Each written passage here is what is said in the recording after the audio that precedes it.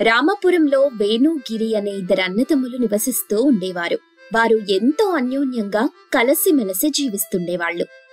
వారి మధ్య ఉన్న ప్రేమని చూసి అన్నదమ్ములంటే ఇలా ఉండాలి అనుకుంటూ ఉండేవారు వారిని చూసిన వాళ్లంతా.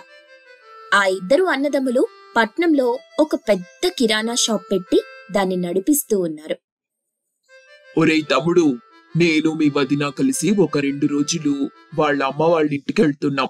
ఈ 2 రోజులు నువ్వే షాపుని జాగ్రత్తగా చూసుకోవాలి, సరేనా? అలాగే అన్నయ్య, మీరు సంతోషంగా వెళ్ళిరండి. నేను ఈ షాపును జాగ్రత్తగా చూసుకుంటాను. ఆ చాలా సంతోషం రా. అలా అయితే నేను వెళ్ళొస్తాను అని చెప్పి వేణు తన భార్య అయిన పద్మతో కలిసి పద్మ అమ్మగారింటికి వెళ్లిపోయారు. గిరి ఒక్కడే షాప్ నడిపిస్తూ ఉన్నాడు. ఆ రోజంతా షాపులో అమ్ముడుపోయిన వస్తువులకు వచ్చిన డబ్బులు లెక్కగట్టి వాటిని తన ఇంటికి తీసుకెళ్లాడు. ఇంటి దగ్గర గిరి భార్య అయిన సుశీల గిరి కోసం ఎదురు చూస్తుంది. గిరిని చూసి, ఏంటండి ఈరోజు ఇంత ఆలస్యంగా వచ్చారేంటి? బావగారు కూడా కనిపించటం లేదు. అన్నయ్య వదిన కలిసి వదిన వాళ్ళింటికి వెళ్లారు. ఈ రోజు షాపును నేనే చూసుకున్నాను. అందుకే అన్ని లెక్కగట్టి షాప్ మూసేసరికి ఆలస్యమైంది. అబ్బా, బాగా ఆకలిగా ఉంది, తినడానికి ఏమైనా ఉంటే పెట్టవా అంటూ ఇంట్లోకి వెళ్లాడు గిరి. ఇద్దరూ కలిసి భోజనం చేశారు. వేణు కూడా తన అత్తగారింట్లో భోజనం చేస్తూ ఉన్నాడు. తన భార్య వంటగదిలో తన అమ్మ అయిన పార్వతమ్మతో మాట్లాడుతుంది. ఏంటి, ఇంకా మీ ఆయన అదే షాపును నడిపిస్తాడంటనా? ఇంకా ఇలా ఎన్ని రోజులు వాళ్ల తమ్ముడితో కలిసి పని చేస్తుంటాడు? తన వాటా తను తీసుకుని చక్కగా ఇంకో షాప్ పెట్టుకోవచ్చుగా. పైగా ఆ షాపులో మీ ఆయనే ఎక్కువగా కష్టపడుతుంటాడంట. బయటందరూ అలాగే మాట్లాడుకుంటున్నారు. అదేం లేదమ్మా, వాళ్ళిద్దరూ సమానంగానే కష్టపడతారు. అయినా వాళ్ళిద్దరూ ఎప్పుడూ కూడా విడిపోదామని ఆలోచించలేదమ్మా. అయినా ఇప్పుడు వాళ్ళు విడిపోయి కొత్తగా ఇంకో షాప్ పెట్టుకోవాల్సిన అవసరమేముంది? మీ మరిది తన బావమరిదితో వేరే ఊళ్ళో ఒక షాప్ పెట్టించాడంట. అందులో పెట్టుబడి మొత్తం తనదేనంట. పాపం, మీరేమో ఇలా అతన్ని మంచివాడనుకుంటూ ఉన్నారు. మీరిలా ఉంటే బాగుపడినట్టే. ఇంకా మీ ఆయనతో మాట్లాడి కొత్తగా ఇంకో షాప్ పెట్టించు అని చెప్పింది పార్వతమ్మ. 2 రోజులు అక్కడే ఉన్న తరువాత ఇద్దరూ కలిసి ఇంటికొచ్చేశారు. ఇంటికొచ్చిన తర్వాత పద్మ వేణుతో, ఏవండి, మీకీ విషయం తెలుసా? ఏ విషయం పద్మా? బయటందరూ మీ తమ్ముడికి ఇంకో షాప్ ఉందని మాట్లాడుకుంటూ ఉన్నారు. పైగా ఆ షాపు తన బావమరిదితో నడిపిస్తున్నాడంట. అవునా? నాకీ విషయం తెలీదే. ఇలాంటి విషయాలు మీకు తెలిసేలా చేస్తారా చెప్పండి? లేదు పద్మా, నా తమ్ముడు అన్నీ నాకు చెప్పే చేస్తాడు. అలాంటిదేమీ ఉండదు. అబ్బా, మీరు మరీ ఇంత అమాయకులని అనుకోలేదండి. నిజం మీకు తెలిసిన రోజే నేను చెప్పేది మీకు అర్థమవుతుంది. ఆ మరుసటి రోజు వేణు ఎప్పటిలాగే షాప్కి వెళ్తాడు. అన్నయ్య, ప్రయాణం బాగా జరిగిందా? అత్తమ్మ వాళ్ళందరూ బాగున్నారా? అంతా బాగానే జరిగింది గిరి. అక్కడందరూ బాగానే ఉన్నారు అని చెప్పి వేణు కౌంటర్ దగ్గర కూర్చుని 2 రోజుల్లో సరుకు ఎంత పోయి వచ్చిందో లెక్కలు చూసుకున్నాడు. వేణు సరుకులకు తగ్గ డబ్బులు చూస్తూ ఉంటే లెక్కల్లో కొంచెం తేడాగా అనిపించింది. గిరి, ఇదేంటి? నువ్వు అమ్మిన సరుకులకు ఉన్న డబ్బులకి ఇంత తేడా ఉంది. డబ్బెక్కడా? అయ్యో అన్నయ్య, డబ్బు రోజు ఇంటికి తీసుకెళ్లాను. మళ్ళీ తీసుకురావడం మర్చిపోయాను. నేను రేపు తీసుకొస్తానన్నయ్య.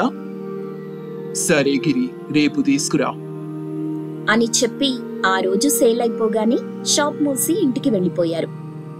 ఆ రోజు రాత్రి వేణు ఆలోచిస్తూ, పద్మా, నిన్న నువ్వు గిరి గురించి చెప్పింది నిజమేనేమో అనిపిస్తుంది. ఎందుకండి, ఏం జరిగింది? ఈ రోజు లెక్కలు చూస్తుంటే కొంత డబ్బు వ్యత్యాసం వచ్చింది. డబ్బు ఎక్కడా అని అడిగితే వాడు ఇంటి దగ్గర పెట్టి మర్చిపోయానని చెప్పాడు. నేను చెప్పాను కదండి, నా మాట మీరు నమ్మనే లేదు. అది కాదు పద్మా, రేపు తెస్తానన్నాడు. రేపు చూద్దాం. మరుసటి రోజు పొద్దున గిరి షాప్కి వెళ్లడానికి రెడీ అయి డబ్బుల కోసం బీరువాలో వెతుకుతూ ఉండగా డబ్బు కనిపించటం లేదు. అదేంటి, డబ్బులు ఇక్కడే పెట్టాను, ఎవరు తీశారు? సుశీల, సుశీల అంటూ పిలిచాడు. సుశీల గిరి దగ్గరికి వచ్చి, ఏమైందండి? ఎందుకు అంతలా కంగారు పడుతున్నారు? ఎందుకు పిలిచారు చెప్పండి, ఏం జరిగింది? సుశీల, నేనిందులో పెట్టిన డబ్బు కనబడటం లేదు. నువ్వు గాని ఏమైనా చూసావా? ఓ, ఆ డబ్బా. నన్ను క్షమించండి, మిమ్మల్ని అడగకుండా తీశాను. అవునా, ఎక్కడుందా డబ్బు? అది మా తమ్ముడికి అత్యవసరమంటే ఇచ్చానండి. మీకు చెప్పటం మర్చిపోయాను. మళ్ళీ ఒక 2 నెలల్లో తిరిగిస్తాడు. అది నాకు ముందే చెప్పాలి కదా. అయినా అవి షాప్ డబ్బులు. అలా ఇవ్వాలనుకుంటే మనం మన దగ్గరున్న డబ్బులు ఇవ్వాలి. ఇప్పుడు అన్నయ్యకి ఏం చెప్పాలి నేను? అనుకుంటూ వెళ్ళిపోయాడు గిరి. గిరి, డబ్బులు తెచ్చావా? అది అన్నయ్య, సుశీల తన తమ్ముడికేదో అవసరం ఉందంటే ఇచ్చిందంట. నాకొక్క మాట కూడా చెప్పలేదు. పర్లేదులే తమ్ముడు, మనోడే కదా, ఏదో అవసరానికి తీసుకున్నట్టుగా ఉన్నాడు అని చెప్పాడు వేణు. ఇంటికి వెళ్లిన తరువాత, ఈ రోజైనా మీ తమ్ముడు డబ్బులు తెచ్చాడా అండి? లేదు పద్మ, తన బావమరిదికి ఏదో అవసరం ఉండి ఇచ్చాడంట. నేను చెప్పాను కదండి, మీరే నా మాట నమ్మటం లేదు. మీ తమ్ముడు మీరనుకున్నంత మంచి వ్యక్తేం కాదు. ఇవన్నీ చూస్తుంటే నాకు అలాగే అనిపిస్తుంది పద్మ. నా మాట వినండి, మనం కూడా ఇంకో షాప్ పెడదాం. మరి తమ్ముడు? ఇంకా తమ్ముడేంటండి? మీ తమ్ముడు మీ డబ్బులు కూడా వాడుకొని ఎలా సంపాదిస్తున్నాడో చూస్తున్నారు కదా. అందుకే మనం కూడా మీ తమ్ముడికి తెలియకుండా షాపులోని సరుకులమ్మి వాటితో ఇంకో దగ్గర షాప్ పెడదాం. మీరింకేం ఆలోచించకండి, దాని సంగతి నేను చూసుకుంటాను కదా అని చెప్పింది పద్మ. అందుకు వేణు కూడా సరే అని ఒప్పుకున్నాడు. ఇక అప్పటి నుండి రోజూ వేణు గిరికి తెలియకుండా సరుకులమ్ముతూ అలా వచ్చిన డబ్బుల్ని గిరికి తెలియకుండా ఇంటికి తీసుకెళ్లి పద్మకిస్తూ ఉండేవాడు. అన్నయ్య, రోజు మనం తెచ్చిన సరుకు అమ్ముడవుతుంది కానీ అందుకు తగ్గ డబ్బులు రావటం లేదెందుకు? నేను అదే ఆలోచిస్తున్నాను తమ్ముడు. సరుకు అమ్ముడుపోతుంది కానీ డబ్బులు రావటం లేదు. ఇదిగో, కావాలంటే నువ్వే ఈ లెక్కలు చూడు అంటూ గిరికి లెక్కల పుస్తకం ఇస్తున్నాడు. అప్పుడు గిరి, అన్నయ్య, ఏంటిది కొత్తగా? నేనెప్పుడైనా నువ్వుండగా లెక్కలు చూశానా? అలా చూస్తే మన మధ్య ఉన్న బంధానికి విలువ ఉంటుందా చెప్పు? నాకు నమ్మకం ఉందన్నయ్యా, మీరేం లెక్కలు తప్పుగా రాయరు. గిరి తన అన్నయ్య మీద పెట్టిన నమ్మకాన్ని క్యాష్ చేసుకుంటూ గిరికి తెలియకుండా డబ్బులన్నీ కాజేస్తూ ఉన్నాడు వేణు. ఏవండి, మీరిలాగే ఇంకో 1 నెల రోజులు గనక చేస్తే మనం ఇంకో షాప్ పెట్టేయొచ్చు. అయినా ఇంకా మీరిద్దరూ కలిసి పని చేయాల్సిన అవసరం ఏముందండి? ఆ షాపులోని మీ వాటా తీసుకోవచ్చు కదా. లేదు పద్మ, అది మా తాతల కాలం నుండి వస్తుంది. దాన్ని పంచుకోవద్దనేది పెద్దల కోరిక. సరేనండి, అది పంచుకుంటే డబ్బులు వస్తాయి కదా, దాంతో మనం వేరే షాప్ ఇంకా తొందరగా పెట్టొచ్చు కదా అనుకున్నాను. ఆ తెల్లవారి వేణు తన షాప్కి సరుకుల కోసం పట్నంలో ఉన్న ఒక పెద్ద షాప్కి వెళ్లాడు.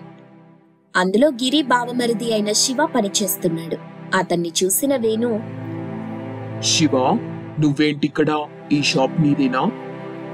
అయ్యో బావగారు, నేనిక్కడ కూలి పని చేస్తున్నాను. గత నెల మీ తమ్ముడికి తెలియకుండా అక్క మీ షాప్లోని డబ్బులిచ్చింది నాకు. అది కూడా నా భార్య ఆసుపత్రిలో ఉంటే అవసరం కోసం తీసుకున్నాను. అవి ఇంకో 2 రోజుల్లో ఇస్తాను బావగారు అంటూ చెప్పాడు. అలాగేలే శివ, మరేం పర్వాలేదు అని చెప్పి తిరిగి ప్రయాణమయ్యాడు. అయ్యయ్యో, చెప్పుడు మాటలు విని నా తమ్ముణ్ణి నేను ఎంత మోసం చేశాను.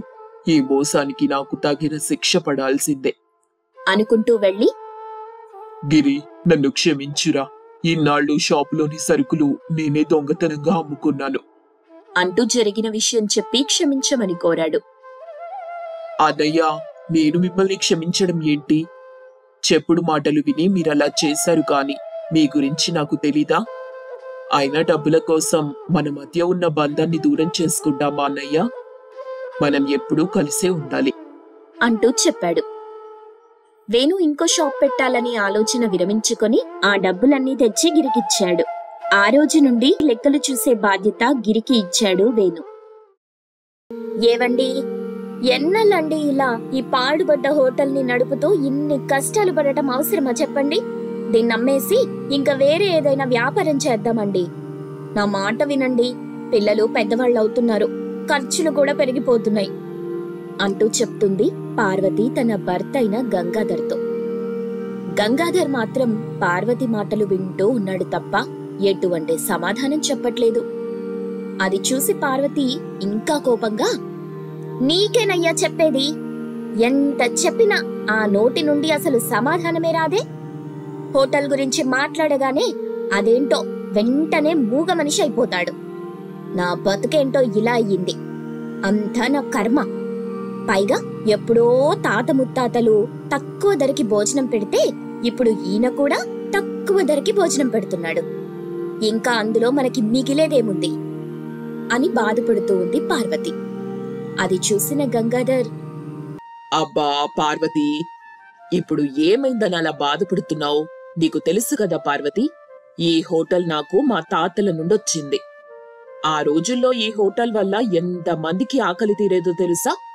ఈ హోటల్కి ఈ చుట్టుపక్కల ఎంత మంచి పేరుందో మర్చిపోయావా? ఎన్ని పేర్లుంటే ఏం లాభం? అసలిప్పుడు ఈ హోటల్కి వచ్చి తినేవాళ్లున్నారా? అసలు అంతా చెదలు పట్టింది ఈ హోటల్. పార్వతి, మన దగ్గర పెట్టుబడికి డబ్బులెక్కడున్నాయి? రోజుకి వంట చేయడానికి కావలసిన సరుకులు కొనడానికి డబ్బు లేవు మన దగ్గర. అందుకే కదండి నేను చెప్పేది, మన దగ్గర డబ్బులు లేవని. అందుకే ఇది అమ్మగా వచ్చిన డబ్బుతో వేరే వ్యాపారం చేద్దామని చెప్తున్నాను. పార్వతి అలా మాట్లాడుతూ ఉండగానే గంగాధర్ అక్కడి నుండి వెళ్లిపోతున్నాడు. అది చూసి పార్వతి, వెళ్ళండి వెళ్ళండి, ఎక్కడికెళ్ళినా కూడా చివరికి మళ్ళీ ఇంటికే కదా వచ్చేది అంటూ పార్వతి తన పని తను చేసుకుంటూ ఉంది. గంగాధర్ వడ్డీ వ్యాపారి అయిన రంగయ్య దగ్గరికి వెళ్ళాడు. రావయ్యా గంగాధర్, ఏంటి ఇలా వచ్చావు? ఇంట్లో అందరూ బాగానే ఉన్నారా? అందరూ బాగానే ఉన్నారు రంగయ్య గారు. చెప్పు, ఇలా వచ్చిన విషయం ఏంటి? ఏం లేదు రంగయ్య గారు, హోటల్లో సరుకులన్నీ అయిపోయాయి. మళ్ళీ సరుకులు కొందామనుకుంటే చేతిలో డబ్బు లేదు. సరుకులు లేకపోతే హోటల్ ఏం నడవట్లేదు. మీరు ఎంతో కొంత డబ్బు అప్పు కిందిస్తే సరుకులు తెచ్చుకుంటా. పోయినసారి కూడా ఇలాగే చెప్పి డబ్బు తీసుకుపోయావు. నీ హోటల్లో సరుకులన్నీ అయిపోయాయి అంటున్నావు, కానీ నా చేతికి డబ్బు మళ్ళీ తిరిగి రాలేదు. ఇలా నువ్వు అడిగిన ప్రతిసారి మీ తాత మీ నాన్న మీదున్న గౌరవంతో నీకు డబ్బిస్తూ వచ్చాను, కానీ తిరిగి ఒక్క రూపాయి కూడా నా దగ్గరికి రాలేదు. ఇంకా ఏమని నీకు డబ్బివ్వమంటావు చెప్పు? అలా అనకండి రంగయ్య గారు, ఈసారి మీకు ఏదైనా చేసి అప్పు తీర్చేస్తాను అని బ్రతిమలాడాడు గంగాధర్. అప్పుడు రంగయ్య, అబ్బా, నిన్ను చూస్తేనేమో జాలేస్తుంది గంగాధర్. సరే, ఒక పని చేద్దాం. నీ హోటల్ని నాకమ్ము, నీ అప్పు పోను, నేనే నీకింకా డబ్బులిస్తాను అన్నాడు రంగయ్య. రంగయ్య మాటలు విన్న గంగాధర్కి నోట మాట రాలేదు. తనకి ఏం చెప్పాలో కూడా అర్థం కాలేదు. రంగయ్య గారు, ఆ హోటల్ నాకెంత ముఖ్యమో మీకు తెలుసు కదా. నా హోటల్ని నేను అమ్ముకుంటే నా ఆత్మగౌరవం అమ్ముకున్నట్టే. అలాగా? అయితే నా అప్పు నాకు గట్టి నీ ఆత్మగౌరవాన్ని కాపాడుకో. నీకు ఒక్క నెల మాత్రమే టైం ఇస్తున్నా అని కొంచెం కోపంగా చెప్పాడు రంగయ్య. గంగాధర్ అక్కడి నుండి మౌనంగా వచ్చేశాడు. ఈ రంగయ్యకి నా హోటల్ మీద ఎప్పటి నుండి కన్నుందో. ఈ రంగయ్య ఇప్పుడు ఇంత గొప్పగా ఉన్నాడంటే అందుకు కారణం మా నాన్న. కనీసం ఆ విశ్వాసం కూడా లేదు ఈ రంగయ్యకి అంటూ గంగాధర్ తన హోటల్ని కాపాడుకోవడం కోసం తన బంధువు అయిన సీను దగ్గరికి వెళ్ళాడు. సీను, నా పరిస్థితి కొంచెం బాగాలేదు. ఇలా అడగకూడదు, కానీ అడుగుతున్నాను, తప్పుగా అనుకోకు. నీకు ఒకసారి డబ్బిచ్చాను, గుర్తుందా? నీకు వీలైనప్పుడు ఇవ్వు, లేదంటే వద్దు అని చెప్పాను. ఇప్పుడు కొంచెం ఆ డబ్బులిస్తావా అని అడిగాడు గంగాధర్. అప్పుడు సీను, ఏంటి, ఏం మాట్లాడుతున్నావు గంగాధర్? నువ్వు నాకు డబ్బులు ఇవ్వడం ఏంటి? దానికసలు సాక్ష్యం ఉందా? అదేంటి సీను అలా మాట్లాడుతున్నావు? ఈ విషయం మనిద్దరికి తప్ప ఇంకెవ్వరికి తెలియదు కదా. ఇప్పుడు సాక్ష్యం ఉందా అని అడుగుతున్నావు? ఇది అన్యాయం సీను. ఏంటి నువ్వు మరీ ఎక్కువ మాట్లాడుతున్నావు అంటూ గంగాధర్ పైన సీను గొడవకి దిగాడు. చివరికి సీనుపై గెలవలేక గంగాధర్ సీనుతో వాదించి సమయం వృధా చేస్తున్నానని భావించి అక్కడి నుండొచ్చేశాడు. ఎవ్వర్నడిగినా కూడా గంగాధరున్న పరిస్థితిని చూసి జాలి పడటం లేదు ఎవ్వరు. ఆ రోజు రాత్రి అంతా గంగాధర్ హోటల్లోనే ఉన్నాడు. హోటల్లోని సామగ్రి అంతా సర్దుతూ, ఇంక నేను ఈ హోటల్ని నడపలేను. నా భార్య చెప్పింది నిజమే. ఇది అమ్మేసి వచ్చిన డబ్బుతో అయినా సరే వేరే వ్యాపారం చేసుకోవచ్చు. కానీ ఎంతో మందికి తక్కువ ధరకి కడుపు నింపిన ఈ హోటల్ మూతపడితే పాపం పేదవాళ్లకి కడుపెలా నిండుతుంది అని అనుకుంటూ ఆలోచిస్తున్నాడు. గంగాధర్ సామగ్రి సర్దుతూ ఉంటే తనకి పూర్వకాలం నాటి ఒక పెద్ద గిన్నె కనిపించింది. అది ఆ హోటల్లో కొన్ని తరాల ముందు దాచిపెట్టారు. గంగాధర్ ఆ గిన్నెని తీశాడు. ఇదేం గిన్నె? వింతగా ఉంది. దీన్ని నేనెప్పుడూ చూడనేలేదు అనుకుంటూ ఉండగా అప్పుడే బల్లపై ఉన్న ఒక ఇడ్లీ జారి ఆ గిన్నెలో పడింది. అంతే, ఒక్కసారిగా కొన్ని వేల ఇడ్లీలు అందులో నుండి బయటికొచ్చాయి. అది చూసిన గంగాధర్కి మొదట ఏమీ అర్థం కాలేదు. ఇదేంటి, ఒక్క ఇడ్లీ గిన్నెలో పడితే ఇన్ని ఇడ్లీలొచ్చాయి అని అందులో ఒక పూరి వేశాడు. మళ్ళీ చాలా పూరీలు బయటికొచ్చాయి. అప్పుడు అర్థమైంది గంగాధర్కి ఆ గిన్నెలో ఏదో శక్తి ఉంది అని. వెంటనే గంగాధర్ ఇంటికెళ్లి తన భార్య అయిన పార్వతికి చెప్పాడు. అప్పుడు పార్వతి ఆనందంగా, అయితే ఆ గిన్నెలో నగలెయ్యండి, అవి 2-3 పెరిగి వస్తాయి, ఇంచక్కా హాయిగా బతికేయొచ్చు. తప్పు పార్వతి, మనకి పాత్ర దొరకటం మన అదృష్టం. దీన్ని మనం స్వార్థం కోసం ఉపయోగించకూడదు. దీన్ని ప్రజలకి మంచి చేయడానికి మాత్రమే ఉపయోగించాలి అంటూ చెప్పాడు. ఆ మరుసటి రోజు నుండి ఆ పాత్రని ఉపయోగించి తన హోటల్కి వచ్చిన అందరికీ చాలా తక్కువ ధరకి భోజనం పెడుతూ ఉన్నాడు. అలా కొన్ని రోజుల్లోనే మళ్లీ ఆ హోటల్కి పూర్వ వైభవం వచ్చింది. గంగాధర్ ఎంతో ఎత్తుకెదిగాడు. కష్టాల్లో ఉన్నవారికి సాయం చేస్తూ ఉన్నాడు. దాంతో వడ్డీ వ్యాపారి అయిన రంగయ్యకి గంగాధర్ మీద సందేహం వచ్చింది. ఈ గంగాధర్కి ఎన్ని డబ్బులు ఎలా వచ్చాయి అసలు? ఈ గంగాధర్ వల్ల నా వ్యాపారం అంతా పడిపోయింది.